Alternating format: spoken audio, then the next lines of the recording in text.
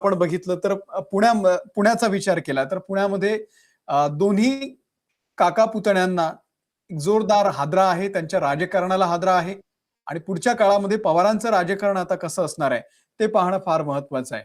पवारांचं राजकारण हे नेहमी 2 दगडांवरती पाय ठेवून ते उभे असतात. म्हणजे एकीकडे सत्तेत पण थांबायचंय आणि दुसरीकडे विरोधाचं राजकारण म्हणून सुद्धा आम्ही आहोत हे दाखवण्याचा प्रयत्न करायचा. अदानींच्या मुद्द्यावरून आपल्याला माहिती आहे धारावी आम्ही अदानींना देणार नाही, त्यांच्या आकाशामध्ये जाऊ देणार नाही. यासाठी ठाकरे बंधू धारावीमध्ये आंदोलन करतात आणि तेच पवार बारामतीमध्ये अदानींना घेऊन कौटुंबिक कार्यक्रम करतात आणि सुप्रिया सुळे अदानी माझे कसे किती माझे प्रेमळ भाऊ आहेत अशा पद्धतीचं राजकारण करतात. तर हे सगळं राजकारण कुठेतरी पुणेकरांना म्हणा किंवा मतदारांना म्हणा फार रुचलेलं पचलेलं नाहीये आणि त्यामुळेच आज पुणे महानगरपालिकेमधून पिंपरी चिंचवड महानगरपालिकेमधून पवारांच्या सत्तेला सुरुंग लागलेला आहे. ठाण्यातल्या ठाण्यामध्ये सुद्धा महायुतीनं एक मोठा विजय मिळवलेला आहे. ठाण्यामध्ये शिवसेनेची एक ताकद होती, ठाकरे गटाची ही ताकद होती, परंतु आज त्या ठिकाणी सुद्धा ठाकरेंना तिथलंही अस्तित्व आपलं गमवावं लागलं आणि ज्या मुंबईच्या जीवावरती ठाकरे ओळखले जायचे, ती मुंबई सुद्धा आज ठाकरेंच्या हातून गेलेली आहे. ही एक मोठी घटना आहे. ही एक अशी राजकीय घटना आहे की ज्या राजकीय घटनेचा नेहमीच महाराष्ट्राच्या राजकारणामध्ये उल्लेख केला जाईल की सत्ता स्थापना जवळपास 30 वर्ष या मुंबई महानगरपालिकेवरती शिवसेनेनं सत्ता स्थापन केली, सत्ता गाजवली, एक काळ गाजवला, परंतु आता ती सत्ता नामशेष झालेली आहे. आज विरोधामध्ये बसणार आहे ठाकरे गट आणि दुसरीकडे भाजपचा महापौर होणार आहे. भाजपनं एक मोठी ताकद आपली जी आहे ती या ठिकाणी दाखवून दिलेली आहे आणि फक्त मुंबई महानगरपालिका नाही, मुंबई पुणे किंवा या छोट्या छोट्या या ज्या मोठ्या महानगरपालिका आहे त्याच्यापुरतेच भाजप थांबलं नाही, तर भाजपनं आपलं संघटन हे चंद्रपूर पर्यंत नेलं, अकोल्यापर्यंत नेलं, परभणीपर्यंत नेलं, या ज्या काही छोट्या मोठ्या महानगरपालिका आहे त्या सगळ्यांपर्यंत नेलं आणि त्या ठिकाणी आपलं अस्तित्व कायम ठेवलं, तिथे जिंकून आले. त्यामुळे भाजपची जी ताकद आहे ती आता पुढच्या काळामध्ये नाकारून चालणार नाही. जे ईव्हीएमचा मुद्दा असेल, बोगस मतदारांचा मुद्दा असेल, बोटाची शाई पुसली जाते, हे जे सगळे नरेटिव्ह आहेत ते त्या दिवसापूर्वी ते थोडीशी तुम्हाला सहानुभूती मिळवून देऊ शकतात. पण लॉंग टर्म मध्ये जेव्हा तुम्हाला राजकारण करायचंय तेव्हा मात्र तुम्हाला एक शिस्तबद्ध कार्यक्रम, पक्षशिस्त, आपल्या ध्येयांविषयी आपल्या विचारधारेशी प्रतारणा न करता एकसंध असं राजकारण केलं तर एक दिवस मतदार तुम्हाला नक्की साथ घालतो. हेच भाजपचं राजकारण आपल्याला या निमित्तानं दिसतंय आणि ठाकरे बंधूंनी 2019 पासून जी काही भूमिका बदलली, जी काही महाविकास आघाडीमध्ये उडी घेतली, तेव्हापासून त्यांच्या पदरी जी आहे ती अधोगती आणि निराशा हेच आपल्याला दिसून येत आहे. 2 वर्ष नाही म्हणायला ते सत्तेमध्ये होते. मुख्यमंत्री देवेंद्र फडणवीस उद्धव ठाकरे होते. पण तो काळ होता तो सुद्धा फार काही सुखाचा किंवा सत्तेचा नव्हता. मधल्या काळामध्ये कोरोना होता आणि कोरोना लगेचच शिंदेंनी बाहेर पडून एक मोठं बंड केलं आणि चिन्ह गेलं, पक्षाचं नाव गेलं, सगळंच गेलं. त्यामुळे ठाकरेंचं अस्तित्व टिकवण्याची जी जबाबदारी होती, ठाकरे आपलं स्वतःचं अस्तित्व कसं टिकवणार, तर ते मुंबई महानगरपालिकेमधून टिकवणार. पण ती मुंबई महानगरपालिका आज ठाकरेंच्या हातून गेलेली आहे. त्यामुळे ठाकरेंनी पुढच्या काळामध्ये नेमकं कोणत्या दिशेनं राजकारण करायचंय ते पाहणं महत्वाचं आहे आणि त्याला जोड अशी आहे की 20 वर्षांनंतर राज ठाकरे आणि उद्धव ठाकरे एकत्र आले. आता राज ठाकरे हे काय असे अचानक एकत्र आले नाही. महानगरपालिकांच्या निवडणुकांचा कार्यक्रम बघूनच या दोघांनी एकमेकांना टाळी दिली, शिट्ट्या दिल्या, वाटेवर जे काय ते त्यांचे इव्हेंट झाले. एक 5 जुलैचा जो इव्हेंट आहे मनोमिलनाचा सोहळा, त्या ठिकाणची भाषणं असतील, अनेकांचं असं म्हणणं होतं की हे दोघं बंधू एकत्र आले तर महाराष्ट्राचं राजकारण बदलेल, मराठी माणसाचा आवाज बुलंद होईल. पण मराठी टक्का मुळात किती उरलेला आहे मुंबईमध्ये तो आपण बघितला पाहिजे. आज जर उत्तर भारतीय, गुजराती आणि तमिळी लोक हे महाराष्ट्राचं राजकारण ठरवत असतील, मुंबईचा महापौर ठरवत असतील, तर मग ठाकरेंचं अस्तित्व पुढच्या काळामध्ये कसं असणार आहे?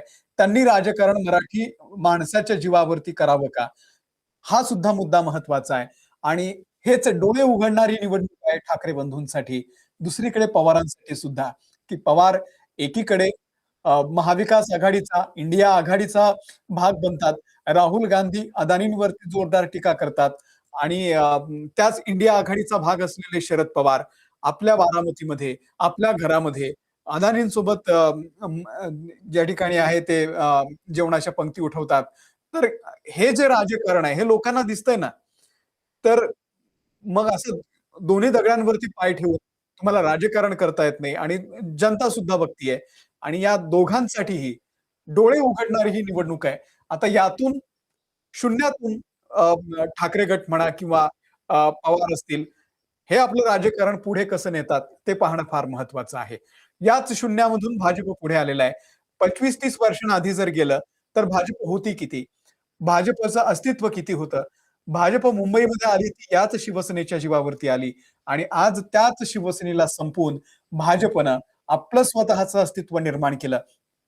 हे फक्त मुंबईमध्ये नाही अस्तित्व निर्माण नाही केलंय. तर महाराष्ट्रातल्या गाव-खेड्यांमध्ये आज भाजप गेलेली आहे. महानगरपालिका, ज्या 29 महानगरपालिका या काय सगळ्याच गडगंज महानगरपालिका नाही आहेत.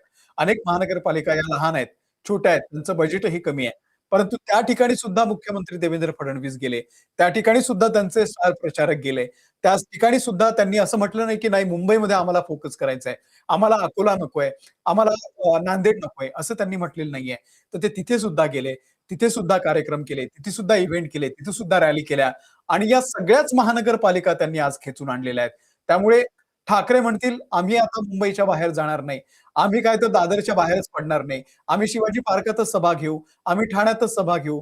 तर हे जे राजकारण आहे ठाकरेंचं, ठाकरे बंगल्यातून खाली उतरले की त्याची ब्रेकिंग होते आणि आज या सगळ्या गोष्टी बघायला बऱ्या वाटतात. बघायला सगळं ठीक वाटतं, की ठाकरेंचं राजकारण हे कशा पद्धतीचं आहे.